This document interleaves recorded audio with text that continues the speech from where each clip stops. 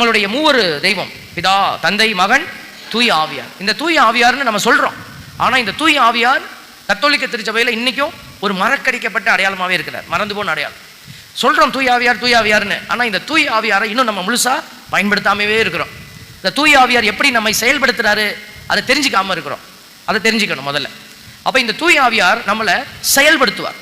ரெண்டு ஆவி இருக்குது, தீய ஆவி, தூய ஆவி. தூய ஆவிக்கு ஆப்போசிட் தீய ஆவி.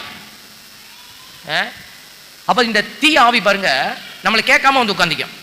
தீய ஆவி வந்து நம்மகிட்ட கேட்காது, நான் வரட்டுமா, நம்மகிட்ட இருந்து சொல்லாது, அதுவா வந்து உட்காந்துக்கும், அதுவா உங்களை ஆட்டி படைக்கும், சாப்பிடு தூங்கு அப்படின்னு சொல்லும், நம்ம அதுபடி செய்வோம். இது தீய ஆவி. ஆனா கூப்பிட்டா தான் வருவாரு தூய ஆவி.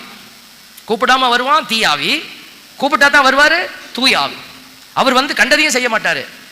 எது உண்மையானதோ எது நிறைவானதோ அதை உங்ககிட்ட சொல்லி கொடுத்து உங்களை செய்ய வைப்பார். பிரைஸ் எல்லாம்